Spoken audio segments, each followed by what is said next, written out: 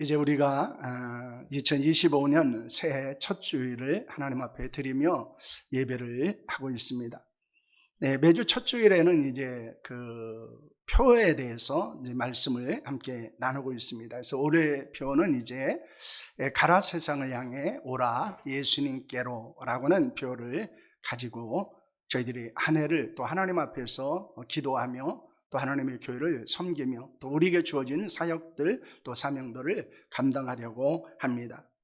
2025년 목회를 위해서 기도하면서 성령께서 주신 감동은 이제 복음과 전도라고 하는 것이었습니다. 그 복음과 전도는 매우 밀접한 관계를 가지고 있습니다. 성경에서 가장 중요한 단어가 무엇일까요? 성경에서 가장 중요한 내용은 어떤 것입니까? 그것은 바로 복음이라고 말할 수 있을 것입니다. 왜냐하면 예수 그리스도는 복음의 시작이고, 그리고 성경의 모든 내용은 예수 그리스도 곧 복음에 집중되어져 있기 때문입니다. 복음은 예수 그리스도를 믿는 자들에게 구원을 주시는 하나님의 능력이요, 복음은 그리스도인이 선포해야 되는 사명이기도 합니다. 예수님이 하신 사역은 이 땅에 오셔서 복음을 전하고 또 많은 사람들을 구원하는 일이었습니다. 이 땅에 교회가 세워진 이유도 여기에 있습니다. 바로 그 복음을 전하고 그 복음을 통해서 많은 영혼을 구원하는 일이라는 것입니다. 그러므로 우리는 복음을 통해 구원받았고 또 복음을 전할 사명을 가지고 있습니다. 하나님의 교회가 이 땅에서 해야 될 일, 그것은 복음을 전하는 것이고 복음을 가르치는 일입니다. 그리고 복음을 전할 사명을 함께 감당하는 것이 바로 교회의 사명이라는 사실을 우리에게 보여주고 있습니다. 그런 교회가 될 때 더 많은 사람들에게 복음을 전하고 또 하나님이 기뻐하시는 일을 행하는 교회가 될 수 있음을 믿으시기를 바랍니다. 이를 위해서 가라 세상을 향해 또 오라 예수님께로 라고는 이 표를 마음에 새기면서 2025년을 여러분 시작할 수 있기를 축원합니다. 우리 주위분하고 한번 함께 인사하도록 하겠습니다. 가라 세상을 향해 오라 예수님께로. 네, 그렇게 살아갑시다. 그렇게 살아갑시다. 예, 우리가 오늘 읽은 말씀은 이제 사도 요한이 요한계시록의 마지막 부분에 기록하고 있는 것입니다. 지금까지 말씀을 듣는 사람들을 향해서 예수님께서 명령하시고 또 요구하시는 것에 관하여 말씀을 하고 있습니다. 예수는 무엇을 명령하셨습니까? 16절 말씀을 보시기를 바랍니다. 16절 말씀입니다. 네, 함께 합니다. 나는 알파와 오메가요, 처음과 마지막이요, 시작과 마침이라. 나 예수는 교회를 위하여 내 사자를 보내어 이것들을 너에게 증언하게 하였노라. 나는 다윗의 뿌리요 자손이니 곧 광명한 새벽별이라 하시더라 라는 말씀을 하고 있습니다. 13절과 16절에서 예수님이 어떤 분이신가를 말씀하고 있습니다. 예수님이 교회에 사자를 보내신 분이다 라고 말씀합니다. 그들에게 복음을 증언하게 하신 분입니다. 복음 전파를 명령하신 예수님은 어떤 분이라고 말씀합니까? 그분은 알파와 오메가라고 말합니다. 처음과 나중에 되시는 분이다 라는 것입니다. 그 예수님은 다윗의 뿌리와 자손으로 오신 분이시고 그분은 광명한 새벽별이다 라는 말씀을 하고 있습니다. 그 예수님은 다시 오실 것입니다. 그리고 상급을 주실 뿐만 아니라 행한 대로 심판하신 분임을 우리가 말씀하고 있는 것입니다. 그러므로 예수님께서 우리를 향해서 복음 전할 것을 명령하셨을 뿐만 아니라 우리는 그 일에 최선을 다해서 감당하는 자들이 되어야 합니다. 그것이 우리가 상급받는 일이고 또한 우리가 하나님 앞에서 책망받지 않는 삶을 살아가는 것임을 우리에게 말씀하고 있는 것입니다. 특별히 오늘 본문의 내용은 무엇을 이야기하고 있습니까? 한 세 가지를 우리에게 말씀하고 있습니다. 첫째는 초청자가 누구인가 하는 것입니다. 두 번째는 초청에 응답한 자가 누구인가 라는 것이고요.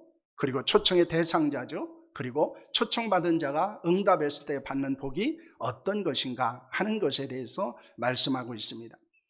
그러면 초청자는 누구입니까? 오늘 17절 말씀을 보시길 바랍니다. 성령과 신부가 말씀하시기를 이라고 하는 말씀을 하고 있습니다. 초청자는 성령과 신부입니다. 성령은 삼위일체의 제3위가 되시는 분입니다. 그 성령은 구원에 있어서 성부 하나님께서 구원을 계획하시고 성자 예수 그리스도께서 성취하시고 또 성령 하나님께서 우리 개인에게 적용하시는 분이십니다. 성경에서 신부는 남편의 아내만 아니라 매우 상징적인 의미를 가지고 있습니다. 예수 그리스도는 남편으로 구원받은 성도 혹은 교회를 신부로 표현하고 있습니다. 고린도후서 11장 2절 말씀을 보시길 바랍니다. 내가 하나님의 열심으로 너희를 위하여 열심을 내노니 내가 너희를 정결한 처녀로 한 남편인 그리스도께 드리려고 중매함이로다 라는 말씀을 하고 있습니다. 바울은 하나님의 열심을 가지고 복음을 전했습니다. 그것은 사람들을 정결한 신부로 남편인 그리스도께 중매하려 함이라 이렇게 말씀하고 있습니다. 그래서 성경에서는 그리스도인들을 신부로 설명하고 있는 것을 봅니다.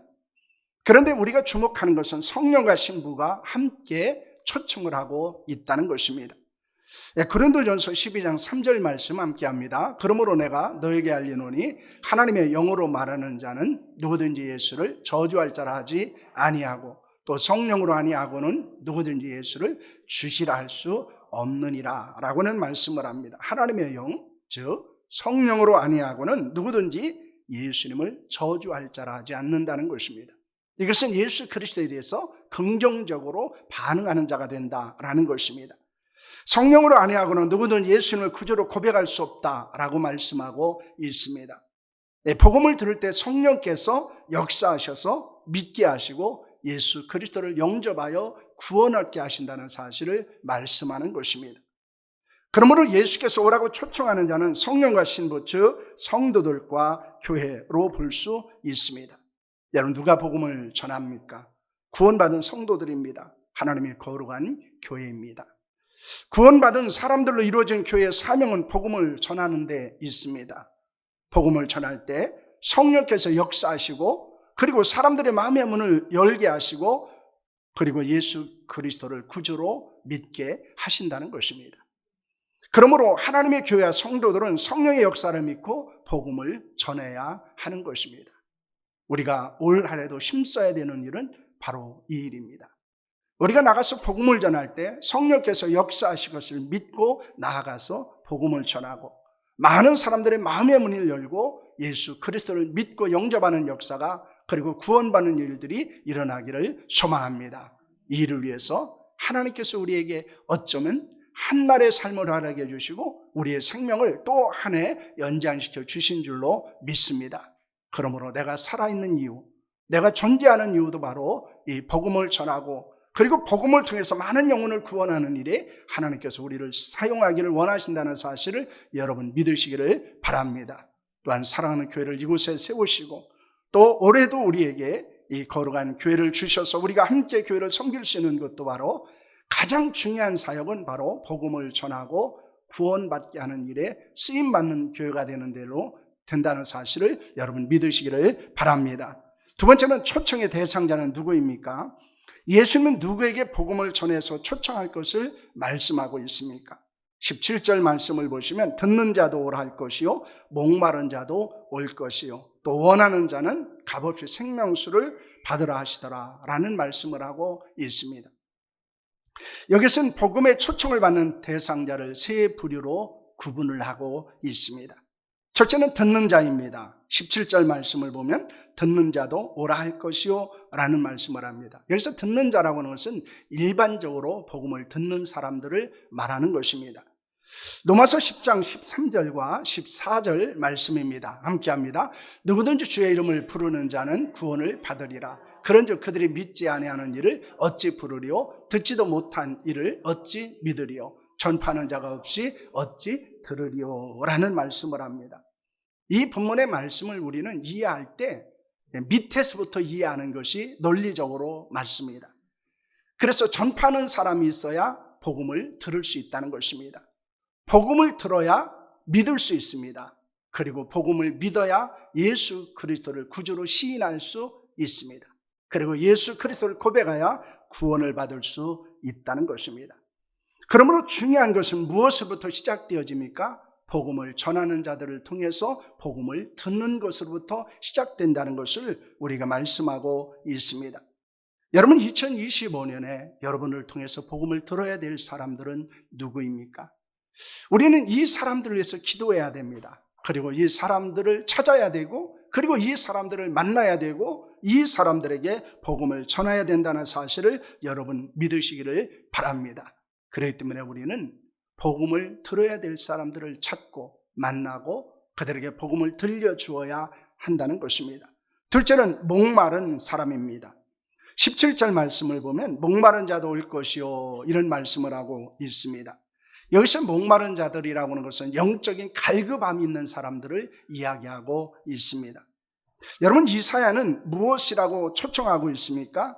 이사야 55장 1절 말씀을 보시길 바랍니다. 함께 합니다. 오라 너희는 모든 목마른 자들아 물로 나오라. 돈 없는 자도 오라. 너희는 와서 사 먹되 돈 없이 값 없이 와서 포도주와 젖을 사라 라고 하는 말씀을 하고 있습니다. 이사야는 목이 마른 사람은 물로 나와 마시라고 말합니다. 돈이 없는 사람도 돈 걱정하지 말고 와서 마시라고 합니다. 값없이 포도주와 젖을 먹으라고 말하고 있습니다. 이것은 영원한 생명수가 되시는 예수님께 나와 구원을 받으라는 것입니다. 이것은 은혜로 말미암아 구원을 주시는 하나님의 역사에 대해서 말씀하고 있는 것입니다. 그러므로 돈이 없는 사람도, 가난한 사람도, 약한 사람도, 모든 것을 잃어버린 사람들도 모두 다 예수 그리스도 앞에 나와 구원받을 것을 말씀하는 것입니다. 특별히 고라 자손은 무엇이라고 고백을 하고 있습니까? 시편 42편 1절 말씀입니다. 함께 합니다. 하나님이여 사슴이 시냇물을 찾기에 갈구한 같이 내 영혼이 주를 찾기에 갈급하나이다 라는 말씀을 하고 있습니다. 그는 목마른 사슴이 시냇물을 찾아 헤매는 것처럼 내 영혼이 하나님을 찾기에 갈급하다라고 고백하고 있습니다. 세상에는 영원한 생명수가 되시는 예수님을 찾기 위해 갈급한 심령을 가지고 있는 사람들이 있습니다. 그들의 인생은 결핍과 갈증으로 인해 고통스러워하고 있습니다. 세상에서 희망을 잃고 방황하고 절규하는 사람들입니다. 그들에게 희망을 주는 것, 그들에게 생명을 주는 것은 바로 예수 그리스도를 전하는 데 있다는 것을 말씀하는 것입니다. 그러므로 그들의 인생의 모든 갈급함이 충만함으로 변하는 것은 바로 예수 그리스도의 복음에 있음을 말씀하고 있습니다. 우리가 인간적인 위로 몇 마디가 그들에게 희망을 주고 그들의 생명을 살리는 것이 아니라는 것입니다. 우리는 반드시 그들에게 복음을 전하고 그들을 그리스도 앞으로 초청해야 된다는 사실을 여러분 믿으시기를 바랍니다. 여러분 주위를 한번 돌아보시길 바랍니다. 인간적으로 힘들어하는 사람들, 그리고 인간의 절망 가운데 있는 사람들, 그리고 막다른 골목에서 어찌할 수 없어서 때로는 고통하는 사람들을 향해서 우리가 해야 할 일은 그들을 위해서 기도하는 것이고 그들에게 복음을 전하는 것입니다. 그리고 그들을 그리스도 앞으로 초청하는 데 있다는 사실을 여러분 믿으시기를 바랍니다. 셋째는 원하는 자입니다. 17절 말씀을 보면 원하는 자는 값없이 생명수를 받으라 하시더라 라는 말씀을 하고 있습니다. 원하는 자는 영적 갈망을 품고 있는 사람을 말하는 것입니다. 복음을 들을 마음의 준비를 하는 사람들을 이야기하고 있습니다. 사도행전 13장 44절과 48절 말씀입니다. 함께 합니다. 그 다음 안식일에 온 시민이 거의 다 하나님의 말씀을 듣고자 하여 모이니 이방인들이 듣고 기뻐하여 하나님의 말씀을 찬송하여 영생을 주시기로 작정된 자는 다 믿더라 라는 말씀을 합니다. 바울과 바나가 피시디아 안디옥에서 복음을 전하게 됩니다. 회당에서 들어가 예수 그리스도를 전했습니다. 그러자 안식일이 되었습니다. 모든 시민이 하나님의 말씀 즉 복음을 듣기 위해서 다시 모이게 되었다고 말합니다. 바울은 그들에게 복음을 전하고 영생을 믿기로 작정된 사람들은 모두 예수를 믿고 구원을 받았다 이렇게 말씀하고 있습니다. 여러분 여기에서 그들은 마음에 복음을 들을 준비를 했던 사람들입니다. 그들이 다시 복음을 들었을 때 그들은 예수님을 구주로 믿고 영접하게 된 것입니다. 하나님의 소원은 무엇에 있습니까? 디모데전서 2장 4절입니다. 함께합니다. 하나님은 모든 사람이 구원을 받으며 진리를 아는 데 이르기를 원하느니라 라는 말씀을 합니다. 하나님은 모든 사람의 복음 듣고 구원받기를 원하십니다. 종종 복음을 전하다 보면 구원받기로 예비된 사람들을 만나기도 합니다. 이미 그에게 많은 사람이 복음을 전했습니다. 그리고 그를 위해서 많이 기도하고 있었고 그들의 마음의 문이 열려있는 사람들을 만나게 됩니다. 그런 사람들에게 복음을 전한다는 것은 추수할 때를 기다리는 곡식과 같이 추수하는 열매를 거둘 수 있는 것을 보게 됩니다. 여러분, 그런 사람들이 우리 주변에 있을 수 있다는 것입니다. 그렇기 때문에 우리는 그들을 만나서 복음을 전해야 합니다. 그리고 영적 추수의 기쁨을 경험하는 자들이 될 수 있기를 소망합니다. 그러므로 우리가 지금까지 기도했던 사람들, 그리고 복음을 들을 준비가 되어 있는 사람들이 우리 주변에 있습니다. 그들에게 복음을 전하고 그리고 그들을 그리스도 앞으로 초청하는 것이 바로 우리가 해야 될 일임을 보여주는 것입니다. 그러면 초청에 응한 사람들이 받는 복은 무엇입니까? 17절 말씀을 보면 값없이 생명수를 받으라 라는 말씀을 합니다. 이는 예수 그리스도의 복음을 통해 주시는 영원한 생명, 즉 구원을 의미하고 있는 것입니다. 예수 그리스도, 그분은 목마른 사람에게 생명을 주시는 분이십니다. 특별히 예수님을 목마른 사람들이 와서 마시라고 하는 말씀을 하고 있습니다. 그러면 배에서 생수의 강이 흘러넘칠 것을 말씀하고 있습니다. 그래서 요한복음 7장 37절 38절 말씀을 보면 명절 끝난 곧 그날에 예수께서 서서 외쳐 이르시되 누구든지 목마르들은 내게로 와서 마시라. 나를 믿는 자는 성경에 이른 것 같이 그 배에서 생수의 강이 흘러나오리라 하시니 라는 말씀을 하고 있습니다. 여기서 말하고 있는 이 생수는 바로 성령 충만을 말씀하고 있는 것입니다. 우리의 인생의 모든 기갈, 갈급함, 그리고 절망을 해결해 줄 수 있는 분은 오직 예수 그리스도입니다. 영원한 생명이 되시는 예수 그리스도, 그리고 성령 충만함에 있다는 사실을 우리에게 보여주고 있습니다. 예수님을 믿을 때 모든 인생의 갈증이 해결될 것입니다. 우리는 충만한 삶을 살아간다는 사실을 믿으시기를 바랍니다. 그렇다면 어떻게 우리가 세상을 향해서 나아가서 복음을 전하고 예수께 오라고 초청할 수 있는가라고 하는 것입니다. 그것은 첫째는 흩어지는 교회가 되어야 한다는 것입니다. 마태복음 28장 19절과 20절 말씀입니다. 함께합니다. 그러므로 너희는 가서 모든 민족을 제자로 삼아 아버지와 아들과 성령의 이름으로 세례를 베풀고 내가 너희에게 분배한 모든 것을 가르쳐 지키게 하라. 볼지어다 내가 세상 끝날까지 너희와 항상 함께 있으리라 하시니라는 말씀을 합니다. 그래서 중요한 단어가 있습니다. 너희는 가서라고 하는 것입니다. 너희는 가서. 세상을 향해서 나아갈 것을 말씀하고 있습니다. 나가서 복음을 전하고 제자를 삼으라는 것입니다.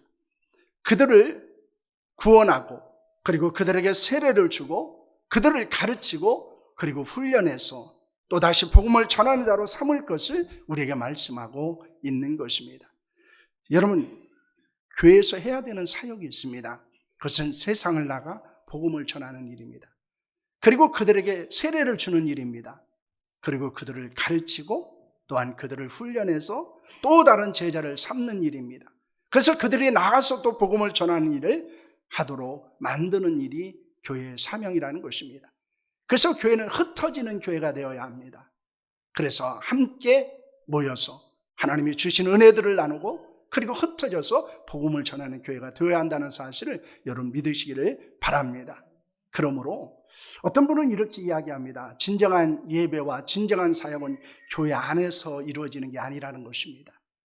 그런데 우리는 교회 사역을 항상 사역을 교회 안에서 교회 일을 하는 것으로 생각한다는 것입니다. 그러나 진정한 사역은 예배를 마치고 집으로 돌아가는 것으로부터 시작되어집니다. 우리의 삶의 터전에서 많은 사람들에게 복음을 전하고 그들을 섬기고 또 그들을 구원하는 일에 헌신하는 것이 바로 가장 위대한 사역이라는 사실을 여러분 믿으시기를 바랍니다. 그럴 때는 우리는 예배하고 우리의 모든 것이 끝난 것이 아니고 오히려 우리는 예배는 또 다른 사역의 시작이라는 사실을 여러분 믿으시기를 바랍니다. 두 번째는 모이는 교회가 되어야 합니다. 히브리서 10장 24절과 25절 말씀입니다. 함께합니다. 서로 돌아보아 사랑과 선행을 격려하며 모이기를 패하는 어떤 사람들의 습관과 같이 하지 말고 오직 권하여 그날의 가까움을 볼수록 더욱 그리하자라는 말씀을 합니다. 말세가 되면은 잘 보이지 않는다는 거예요. 그것이 습관이 될 것입니다. 그럴 때 교회는 더욱 모여야 합니다. 모여서 무엇을 해야 됩니까? 서로를 돌아봐야 됩니다. 이것은 서로를 섬기라는 것입니다. 사랑과 선행을 격려해야 합니다. 그리고 우리는 서로를 축복하고 그리고 함께 하나님의 교회를 세워가야 한다는 것입니다. 하나님은 우리에게 흩어지는 교회와 모이는 교회의 균형 있는 것을 요구하신다는 것입니다. 그래서 우리는 모여야 되고 모여서 서로를 섬기며 돌봐야 되고 세워야 되고 살려야 됩니다. 그리고 힘을 얻고 흩어져야 합니다. 그리고 나가서 복음을 전하는 교회가 되어야 하는 줄로 믿으시기를 바랍니다. 2025년에 이런 신앙생활, 교회 생활을 꿈꿨으면 좋겠습니다. 하나님, 세상을 향해 나가 복음을 전하기를 원합니다. 많은 사람을 예수 그리스도께 초청하기를 원합니다. 우리가 함께 모여서 예배하고 또 기도하고 또한 흩어져서 입으로 복음을 증거하고 삶으로 복음을 증명하는 그런 교회가 되기를 원합니다. 우리를 통해서 많은 사람들이 복음을 들었으면 좋겠습니다. 우리 교회를 통해서 많은 사람들이 복음을 듣고 구원받는 역사가 일어나기를 소망합니다. 여러분, 그 일을 위해서 하나님이 우리를 구원하셨습니다. 하나님이 이 교회를, 우리 교회를 이곳에 세우셨습니다. 우리가 이것을 때로는 잊고 살아왔고 우리가 이곳에 좀 더 집중하지 못했고 우리가 이 일을 하는 데 있어서 때로는 게을르고 안일했음을 우리가 고백했으면 합니다. 그리고 다시 한번 우리가 신발끈을 단단히 메고 이제 2025년에 우리는 가서 세상을 향해 나가서 복음을 전하고 많은 사람들을 그리스도께로 초청하는 일에 헌신할 수 있는 교회가 되기를 소망합니다. 우리가 모이는 교회 또 흩어지는 교회로서의 거룩한 사명을 감당함을 통해서 많은 사람들을 살리는 그런 교회의 역사가 우리 교회를 통해서 일어날 수 있기를 원합니다. 이 일을 위해서 여러분 모여서 기도하셔야 합니다. 모여서 예배해야 됩니다. 모여서 서로를 섬기고 서로를 격려하셔야 합니다. 그리고 우리가 힘있게 나가서 복음을 전하는 일에 헌신하는 한 해가 될 수 있기를 축원합니다. 함께 기도하겠습니다.